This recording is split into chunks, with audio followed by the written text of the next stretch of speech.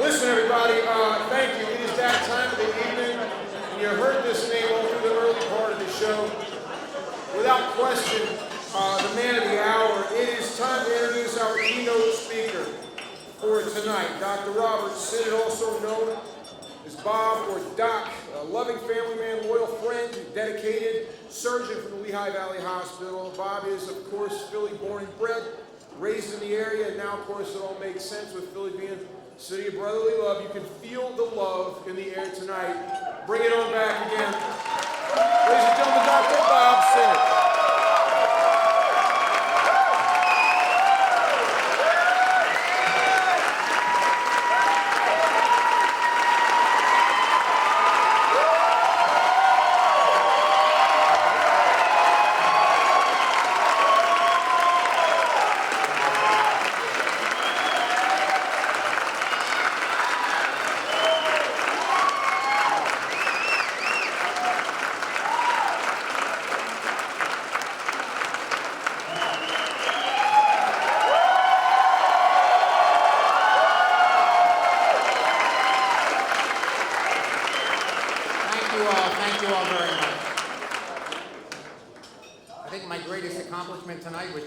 Those steps, and I'm glad I'm here to answer.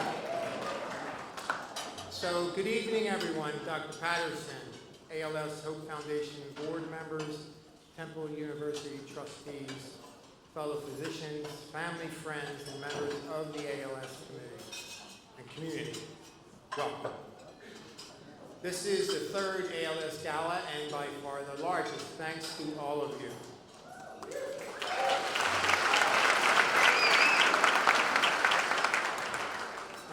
When this was first planned, our responses started to mount and mount and mount. So after 2 date changes and 3 venue changes, here we are tonight, 400 strong.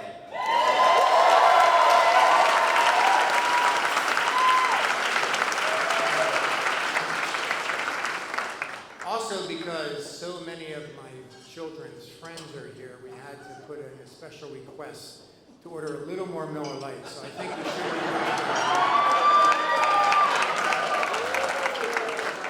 You know, as I look around the room, I see so many familiar faces, and I think I could spend the rest of the night just talking about how each of you have touched my life. Your presence here tonight is so deeply appreciated, and my heart is truly bursting with gratitude for all of you being here tonight with me. For those of you who don't know me, my name is Bob Sinnott, and I have ALS. I am one of 7 children. I have 4 sisters and 2 brothers. Also have 7 brother-in-laws, and their respective spouses are also here tonight. I also have a loving mother-in-law and a 90-year-old father-in-law who just continues to beat the odds. My parents were from the greatest generation, and they were a great example to us of dedication and sacrifice and fidelity. I have an amazing wife, Trish, and my kids are here, Matthew, Patrick, Stephen, and Kathleen. I was born and raised in the Logan section of Philadelphia. There were 9 of us. There were 9 of us in a twin house with 1 functional bathroom and, believe it or not, an elevator. True story. True story. The woman who lived in the home before my parents bought it was in a wheelchair, so when my mom and dad bought the house, the elevator came with it. And my brother Tommy, who was quite the entrepreneur back then, offered kids in the neighborhood a ride, anywhere from 10 cents to 25 cents for a ride.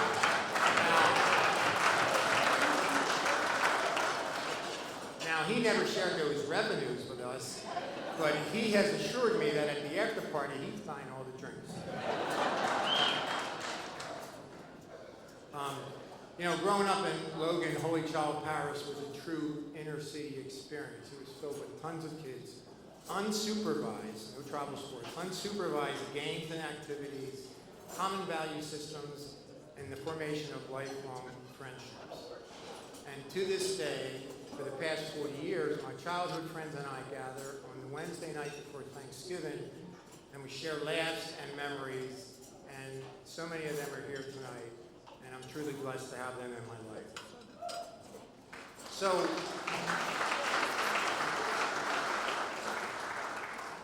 So how did all this come to be for me? Let me tell you a little bit about my ALS journey. Up until about 1.5 years ago, I had a thriving practice as a colon rectal surgeon at Lehigh Valley Hospital in Allentown, Pennsylvania. We have a few nurses here there, and I'm so glad that they're here. So they can vouch that's really where I was. But a few years prior to that, I started to experience some cramping in my left hand that I attributed to doing a lot of laparoscopic surgery and a lot of procedures. So we saw some doctors, we did some tests, we did some rehab, and things quite weren't getting better. So we did some more tests, and I had an MRI of my cervical spine that showed a large herniated disc. I saw a couple of surgeons, and they all said, this disc is causing all of your problems. So Trish and I were elated to have to go cervical spine surgery, have to undergo surgical spine surgery. So after successful surgery, or so we thought, I realized that we just weren't making progress. And deep in my mind, I kind of was worried there was something else going on. So after more tests and more tests and more doctors, the dreaded diagnosis of ALS was confirmed. As you can imagine, it was devastating news, a true gut punch. So after some tears and a lot of hugs, we decided to get some additional opinions. So we embarked on what we called our ALS tour, where we visited leading ALS research centers in Boston, New York, Philadelphia, and Baltimore. And yet, unfortunately, the diagnosis was the same. So now came the hard part, telling our loved ones and our friends. As a surgeon over the years, I've had many difficult conversations with patients and families informing them of bad news. However, sitting my kids down to tell them that their father has a life-altering disease for which there is no cure was by far the toughest conversation I've ever had.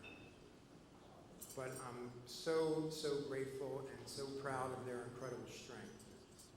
They have all made decisions in their lives because of me to allow our family to spend more time together. Matthew and Stephen have moved back home from California and Dallas and literally moved back home to our house in Lansdale.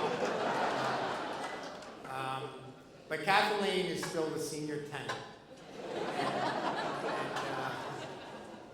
And Patrick, he's the smart one. He has a nice place in the city, but he comes up at least twice a week. And it's really enabled all of us to spend quality time together, and they continue to be a source of help and encouragement for me, and I can truly say that they are my greatest joy in life.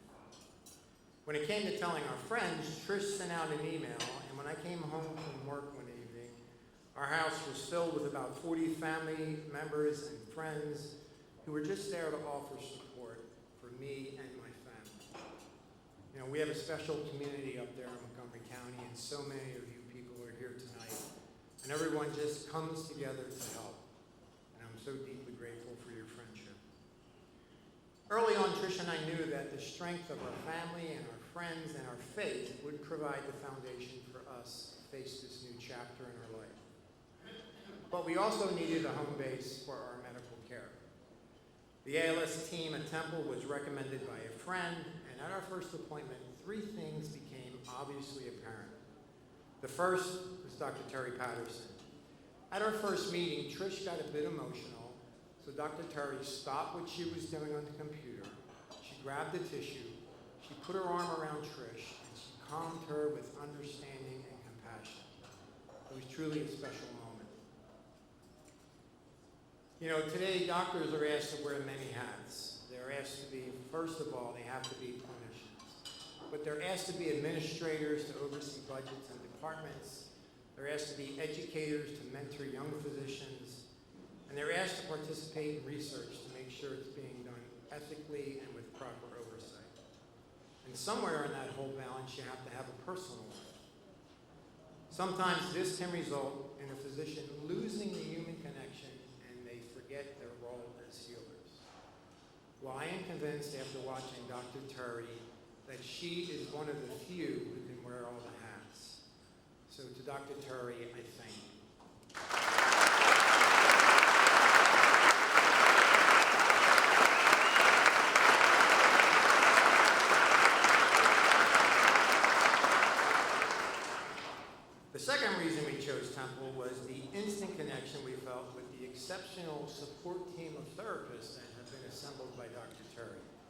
That includes physical therapy, respiratory therapy, occupational therapy, mental health, which not all clinics have, and speech therapy.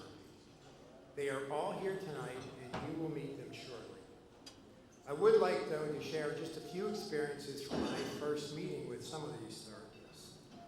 I'll start with Donna, who's my speech therapist, and she has to give me an annual cognitive assessment to make sure my mind stays clear. So far, so good. So she puts me through some exercises, but my all-time favorite is when she asks me to recite every letter or every word I can think of that begins with the letter F. Without using a name, a number, or word in two different contexts. So at this point in the exam, you can only imagine the first F word I wanted to say. Mark is here, and he's my hand therapist, and he's been crucial for me because my greatest disability has been with my hands, which is kind of ironic for a surgeon. And just think about all the things you need to do with your hands, but he has a low-key manner, and regardless of whatever scenario I present to him, he provides a solution. And then there's Mary, the mental health expert. You know, she is a key member of the team since the emotional impact of this disease is just beyond measure. When we first met Mary, there was laughter coming from the room. And I can tell you, generally on an ALS floor, there's not a lot of laughter. So people kept popping in and out, wondering what we were laughing about. But Mary has this unique ability to assess a situation and then place a concise label on it that summarizes your feelings and then makes it so much easier to understand. For instance, on our first visit, she labeled Trish as a complimentary catastrophizer.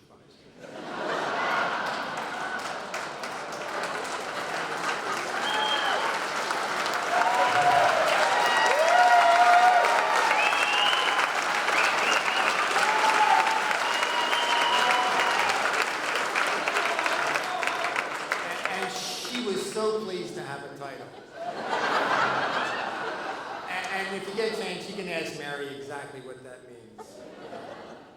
But she also has helped us understand terms like anticipatory grief and the true importance of living in the moment. Everyone on this ALS team at Temple are psychologists in a way because they are keenly aware of the fragility of life and the utter lack of control over the future that their patients experience on a daily basis. So to all of you, I say thank you.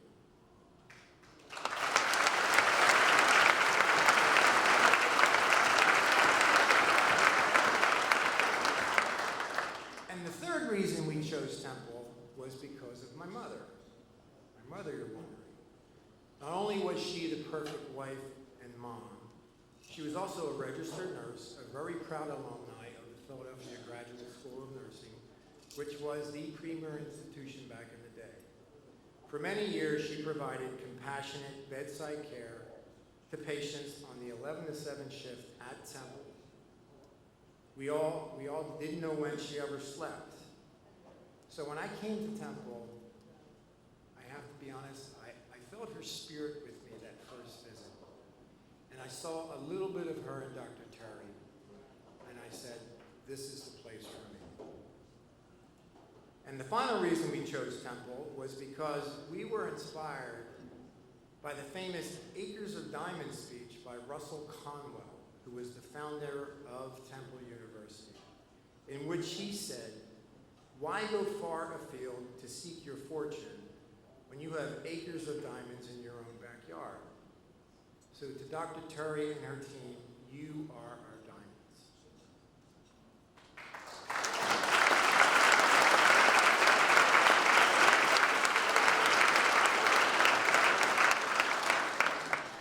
In my role as a teacher of surgical residents over the years, I've always been a fan of history and great leaders, especially those who faced adversity, like Winston Churchill, who said, "Success is never final, failure is never fatal. It's the courage to continue that counts." And the immortal Dr. Martin Luther King, who said, "The ultimate measure of a man is not where he stands in times of comfort and convenience, but where he stands in times of challenge and controversy. Powerful statements by insightful men that have inspired me as I face this new adversity with this diagnosis of ALS. Now, faith. No matter what our faith, I think we can all agree, as the Bible states, faith is confidence in what we hope for and assurance for what we cannot see. Essentially, belief without proof. When faced with adversity, I think you can either run to your faith or run away from your faith. We chose to run to it. I don't believe that a loving God makes people sick, but I do believe he provides the grace and courage should you choose to accept it to move forward. During this past year, we have been the recipients of so many prayers and intentions from so many people. In particular, I want to mention our good friend, Maureen Plasher, who has organized a group of people to pray a specific prayer to Father Bill Atkinson, who was the first quadriplegic to be ordained a priest. And for him to be canonized a saint, a miracle must be attributed to his intercession. All of these incredible acts of spiritual kindness lift our spirits and sustain our ability to hope. As you can see tonight, hope seems to be the theme. Hope is survival our bodies are wired for. It keeps us going. It enables us to stay focused on something good. So as a surgeon, I decided to break the word hope down and look at each letter. So for me, the H in hope is for healing. Obviously, the goal is to have a cure, but unfortunately, that is impossible. So the goal now is to stop or slow the progression of the disease. O is for opportunity. Opportunities for increasing awareness and fundraising, which will hopefully lead to a cure. But during this past year, I also learned that opportunities for me have enabled me to deepen friendships and rekindle old friendships and establish new friendships. So I suggest you all do the same. P and E were easy for me because I thought of a quote from the famous Philadelphian, Ben Franklin, who said, "Energy and persistence conquers all." So P is for persistence, which I think I know a little bit about because as a student athlete and a surgical resident, I know that it requires endurance and stamina and tenacity. And E is for energy because having hope requires action, and action requires energy. Patients and caregivers need to harness as much physical and emotional energy to face the challenges that this disease presents on a daily basis. So when you checked in tonight, you got a little token of our appreciation. It's a little hope token that we want you to take home and cherish it and use it to remind you of all the good things in your life, but also to remember those who are facing challenges in their life. Also during this year, I have really learned much about the ALS community and how it is filled with amazing individuals. Dr. Stanley Appel, who's a prominent neurologist, much like Dr. Terry, has dedicated his life to finding a cure for ALS. He has called ALS the nice guy disease because, in his opinion, no other population of patients wants to give back to the community as much as the ALS patient. O.J. Brigance, a former Baltimore Raven, has created the Brigance Brigade Foundation. He also authored a book called Strength of a Champion, which is a good read. Steve Gleason, another former pro football player from the Saints, featured in an ESPN documentary and co-founder of the Team Gleason Foundation. In 2015, the Steve Gleason Law was passed, and what it does is it assures access to all people who need assistive communication devices. Augie Nieto, famous fitness industry mogul, was diagnosed back in 2005. He founded Augie's Quest, which many of you may be familiar, and his goal was to find a cure, and he has raised hundreds of millions of dollars. Currently, he is funding cutting-edge research at the ALS Therapy Development Institute in Cambridge, Massachusetts, where they have just entered a drug into a phase 1 clinical and there are so many others, but they all have the same goal, and that is to raise awareness and funding for ALS research and to empower those with ALS to live with continued purpose as independently and as productively as possible. I'm going to get a bit political here, so I hope you bear with me. I was recently introduced to a new advocacy group that visited the FDA in Washington. And I think we can all agree that the FDA has a huge responsibility ensuring the safety of drugs. But their standards for absolute proof of effectiveness ignores the plight of those with incurable diseases, like me, who are running out of options and are running out of time. Most in this situation are not looking for a guarantee, but just an opportunity for a fighting chance. And we should be allowed to make an informed choice. When I wrote this and read this, I hearkened back to my days as a high school wrestler. And I know there are some very established wrestlers here in the room. And I would rather wrestle the stud on the other team and risk the possibility of getting pinned than forfeit the match. Presently, there are only 2 approved drugs, and neither is a game changer. So why aren't there more drugs in therapy? Well, on average, it takes about 15 years and millions of dollars to develop a new drug. So the dilemma and the problem, as you can see, is twofold: the endless timeline for development and the underfunding of research. So here are some possible suggestions. The first is to accelerate the timeline and the approval process. It can be done. Consider minimizing or eliminating placebo groups and rely more on historical controls, which may increase enrollment in trials and lessen the exodus that often occurs in trials. There needs to be better support and guidance for ALS patients in gaining access to orphan drugs. There needs to be earlier analysis of data to see if the drug is having a positive outcome and perhaps stop the therapy and lead to some crossover treatments. And finally, there needs to be the creation at the FDA of an ALS point person who can intercede and oversee all actions related to ALS. This message was delivered to the FDA, and hopefully some of these things will change. It's almost a tragedy that ALS is considered an incurable disease, when in fact it really is an underfunded disease. It's really some time for out-of-the-box thinking and allow innovation to be celebrated and embraced and not penalized. Obviously, all this requires money. That's why occasions like tonight are so important. So here's one of my out-of-the-box ideas for funding. Let's put a cap on the Mega Millions and Powerball awards at $500 million. I mean, $500 million should be enough to satisfy just about anybody. Anything over that amount goes into a fund managed by a group of highly ethical and trustworthy people who can then direct those funds for research on neurodegenerative diseases and other underfunded causes, such as the victims of gun violence or better rehab facilities for those with opioid addiction. When I listen to that, I almost think like I feel like I'm running for public office.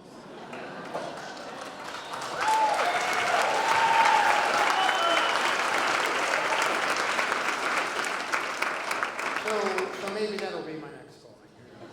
And I have Luke Bader to guide me. So, illness can shake your world up in a way that little else can. ALS is a cruel disease. It doesn't care who you are, or how old you are, or how much money you have, or the color of your skin, or what you've done with your life, and worse yet, what you're capable of doing with your life. It's the worst kind of entity because it's a taker. It takes a little bit of your physical being every day. But where it fails and where it's flawed is it cannot touch your soul, and it cannot, if you let it, defeat your spirit.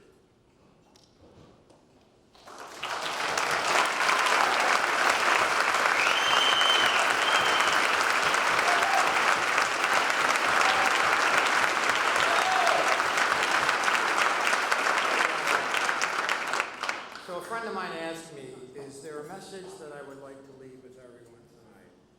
Well, yes, there are two. The first is, don't be a taker, be a giver. It's a much better way to live, and you'll feel so much better about your life. The second, and it's simply, just love harder. Love those around you harder, and just begin by saying, I love you more.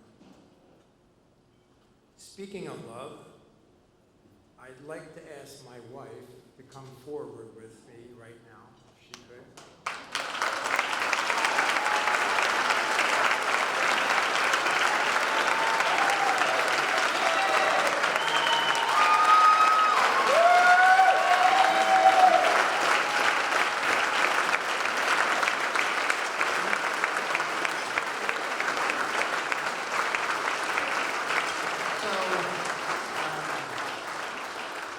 It was almost 37 years ago to the day that Trish and I met in the city at Bob Pantano's dance bar, at a bar called Ripley's.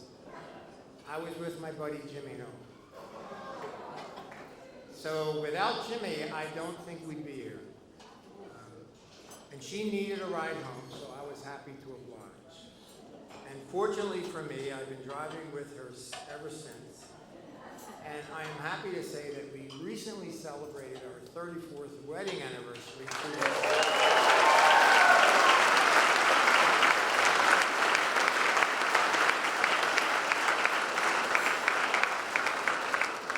You know, throughout our life in this process, she has been my rock. She is my greatest advocate. She never takes no for an answer.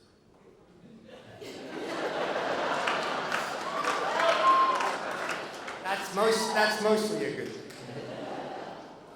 You know, I mentioned earlier that my children are my greatest joy in life. Well, Trish is clearly the greatest love of my life.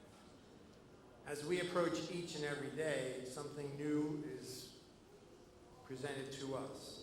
But the one constant is her energy, her unconditional love, and her endless belief in hope, which she injects to everybody, everywhere she goes.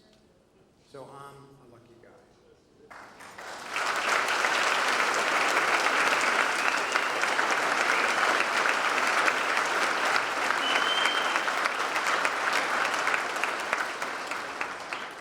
And finally, when I pray, I recite a line from Scripture that says, "Have I done all that God has called me to do with the life He blessed me with?" And I have had a blessed life. I haven't received His answer yet, so I've decided to answer Him. And it's a resounding no.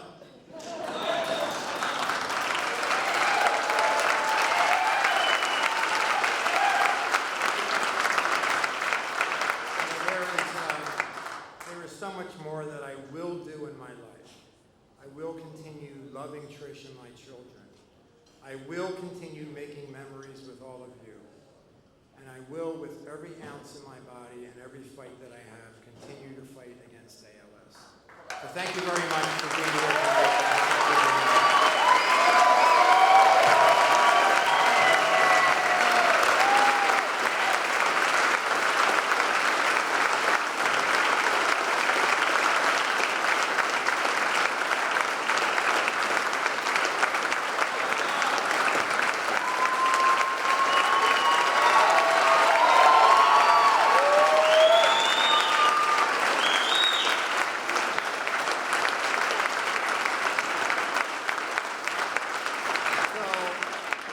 I'm almost done. So in closing, whenever you're in a fight, you need to have the right team. And I'm excited to share with you a short video that introduces my ALS team.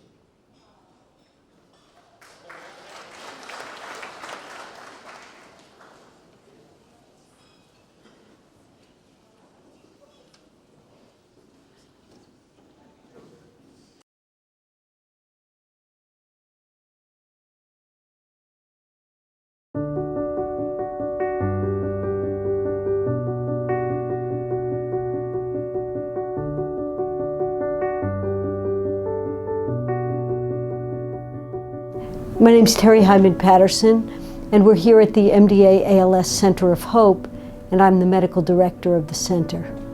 The ALS Hope Foundation is an independent nonprofit based here in Philadelphia. We serve Philadelphia and the surrounding areas, people with ALS and their families. The point of the foundation is to raise funds for the clinic here so that when people come to our clinic, they don't have to pay for any of the multidisciplinary services they receive.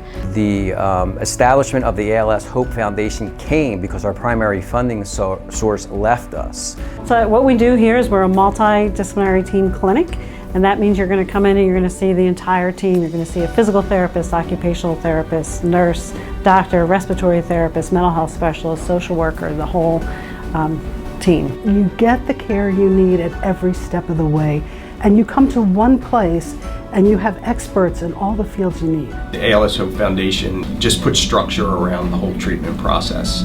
You can't minimize the importance of the ALS Hope Foundation and what it does for this clinic, because a multidisciplinary team clinic like this is not covered by insurance. Where in healthcare do the different modalities actually speak with each other regarding your care? So there's this continuity of care across the board. She said to me, you know what the help you gave us was that when we came to see you, you gave us a diagnosis and you knew how to take care of me. You know how to provide me care. ALS is a really frightening disease, and when somebody you love has ALS, you want to get them the best possible care. They knew at every step of the way what would be best for my mom.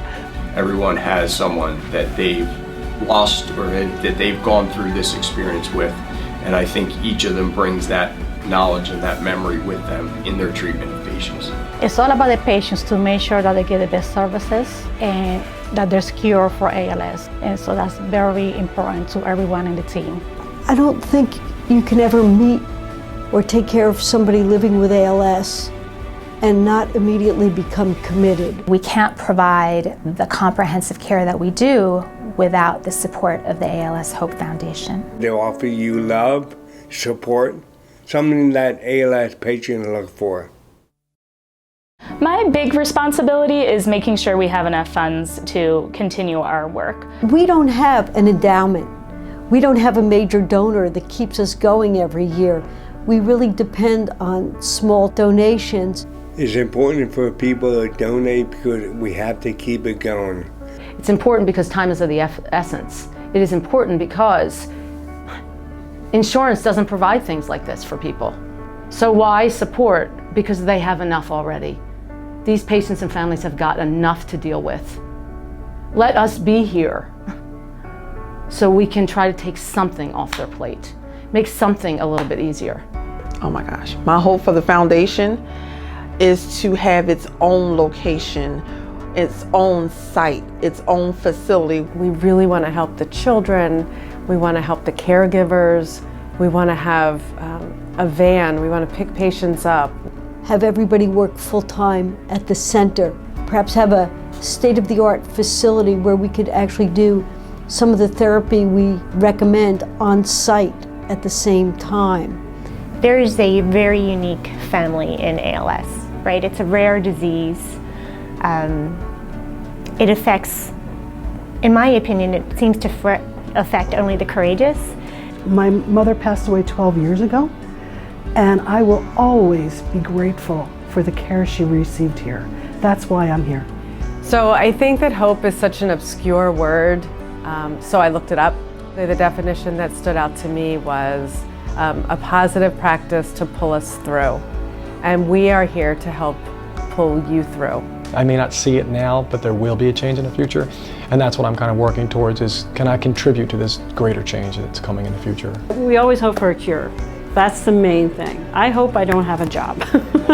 You know, one of the biggest encouragement I ever had from a patient was that she said to me, you know what, don't give up, because that's the value you bring to the table, and that's the care that you're giving us. God knows we can't walk in their shoes, sit in their chair. But if there's something we can do to make anything a little bit easier, and I say that for myself, but I also know that that's the caliber of people that I work with. My mother was diagnosed with ALS and she came to this very same clinic. And I just felt the love from Dr. Terry Hyman Patterson and Dr. DeBoo, just as well as this team. When we first came from day one, it just felt like family. We'll never forget December 23rd, 2008. John had seen multiple neurologists.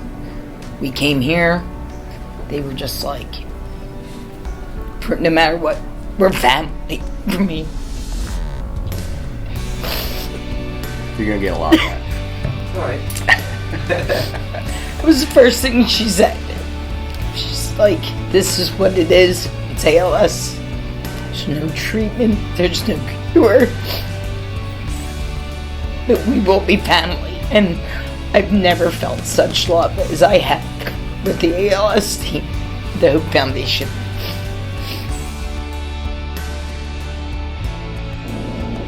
What motivates you every day? You're the leader of this great team. What keeps you going? What keeps you coming in here to inspire? Because I haven't done enough yet. I haven't done enough. I have to feel at the end of the day that I've made a difference to people living with ALS, that my having done this mattered to them. That at the end of the day, when I retire, people living with the ALS were better off for the legacy I've left.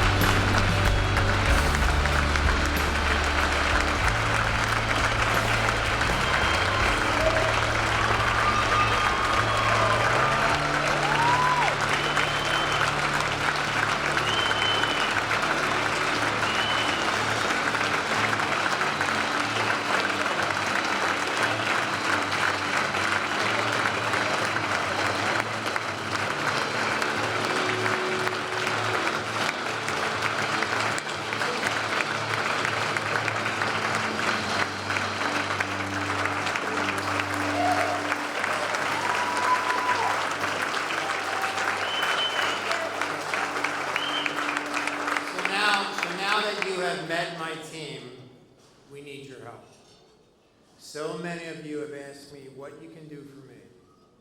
Well, first, you can continue to pray for me and Trish and my family. And secondly, you can make a donation to the ALS Hope Foundation. The link to make the donation is on the screen behind me. Oops, it will be. So I would ask you to just take some time. You can either make a one-time donation or make a monthly donation. If you need help accessing the link, there's plenty of people that can help, especially my Matthew and his millennial friends.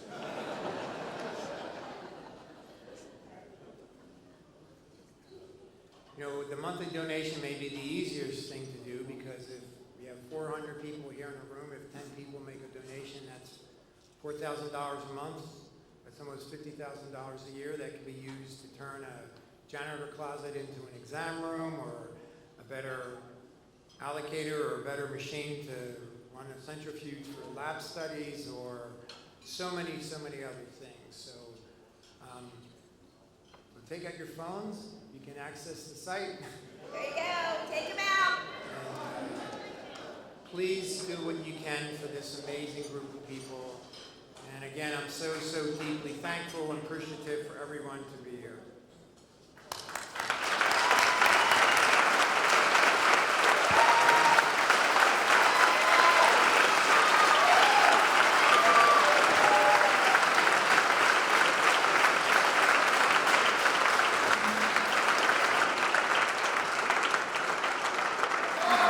Now it's time to dance.